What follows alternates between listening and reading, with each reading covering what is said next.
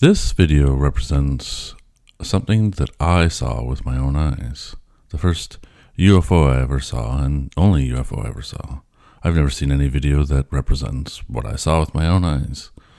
Mine was, of course, way higher up in the sky, but I also see three objects coming out of a larger object and going back in. Now, I wanted to try something different going off of last week's Jellyfish UFO sighting. So I thought I'd talk about it. Let's find out.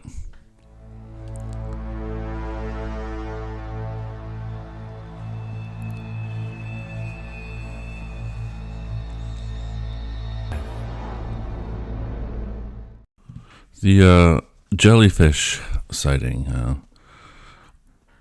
I'm just going to explore this with you, just watch some of the video of it. I wanted to do this sort of right away when it came out, but life kind of got in the way. And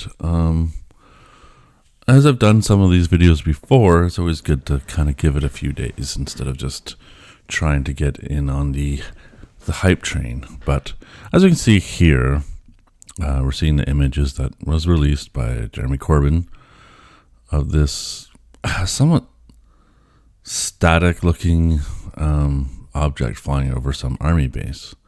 I think it was 2009 or something. I can't remember exactly when it was, but I guess this is in Iraq, I believe. Sorry, I didn't really look into the details of where it was or remember them.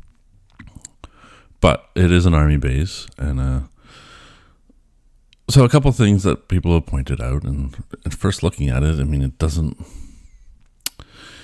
My first instinct was that it doesn't look like anything. It just looks like an inanimate object. And then some other people pointed out that it could be a balloon. And to be honest, the way it moves, it sort of just does look like a balloon.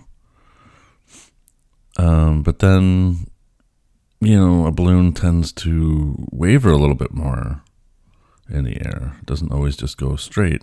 And it's got these tentacles that you think would flop around a little bit more. So I'm not sure. The other things that are pointed out is that no one on the ground, you can see people there, seem to be reacting to something. And it's over an army base in a war area. People would be a little bit more reactive, you think. Now, they say that it did go out over a body of water and then stop and descend into the water, as Corbin's saying here.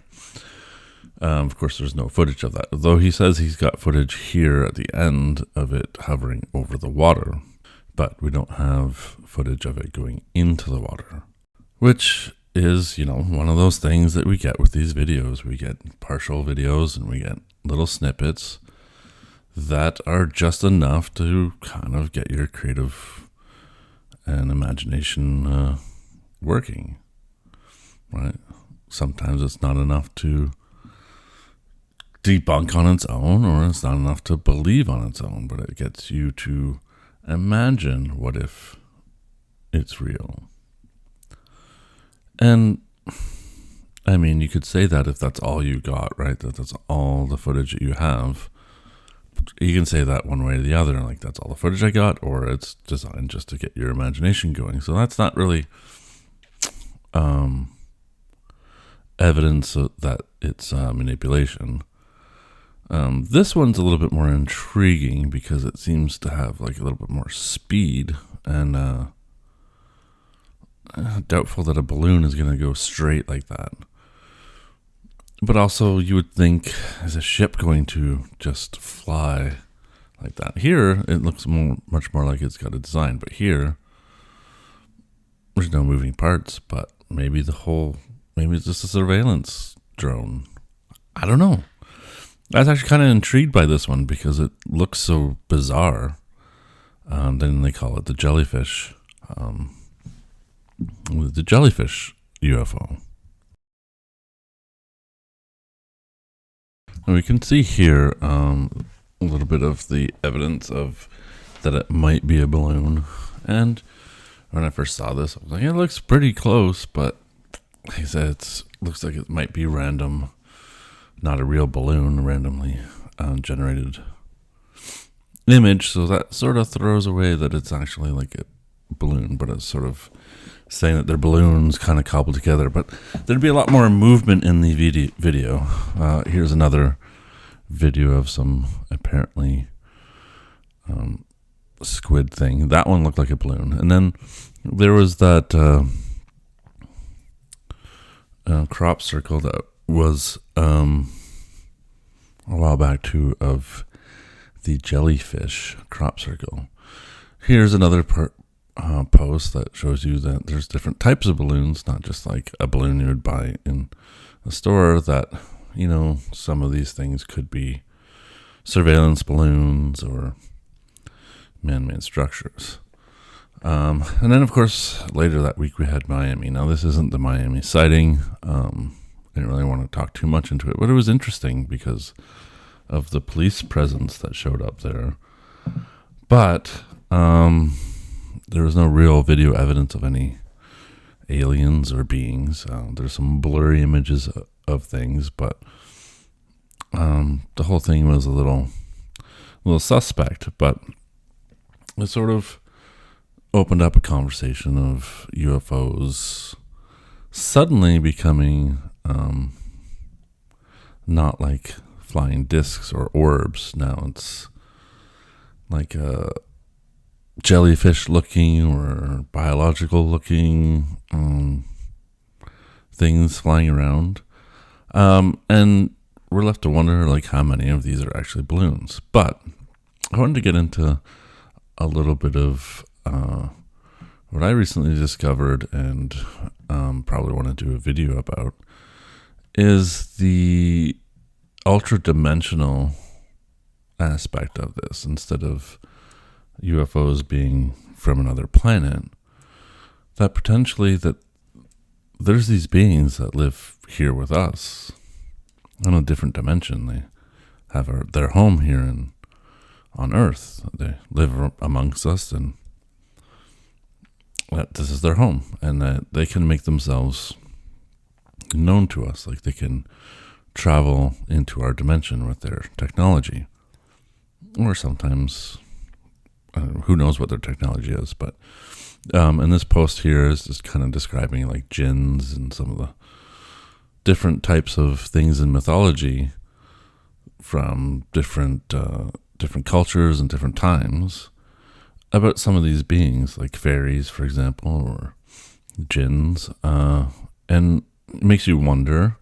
And I'll probably do a video on this on its own, of maybe spirits and ghosts and paranormal things are all just really another race of beings that live here on a different dimension. And some of the old religions and things are for some of these beings coming over. And if they have craft that can come in and out of our dimension, this would explain the UFOs and explain away some of the traveling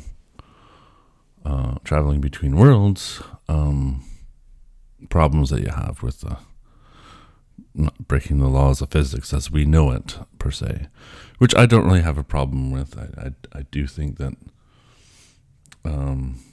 there's got to be some way physically of traveling the universe, but let's say that there isn't. This would explain it. Ultra-dimensional beings. I think it's kind of an interesting topic, and I don't know about you, but that would explain sort of the different versions of ships. Like if there's a whole culture and different cultures of interdimensional beings that live on this planet, billions of them, for example, and share this planet with us, then they would be interested in maybe only things like our nuclear weapons that might maybe interfere with their world as well. So if you're interested more in that topic, let me know in the comments below, because I'm interested in it, and it's something that I hadn't really thought of before. As far as this whole jellyfish thing goes, I'm not sure. How about you? Because we can't know. We can't know without further evidence, without getting down and seeing it, even on camera, like other people, seeing people, even on camera, investigating an actual ship, or seeing the evidence ourselves, or witnessing ourselves. Like I said at the beginning of the video, I witnessed a UFO much like that one, but does that mean it's otherworldly or ultra-dimensional? No, it could just be something that we have that we don't know about as citizens.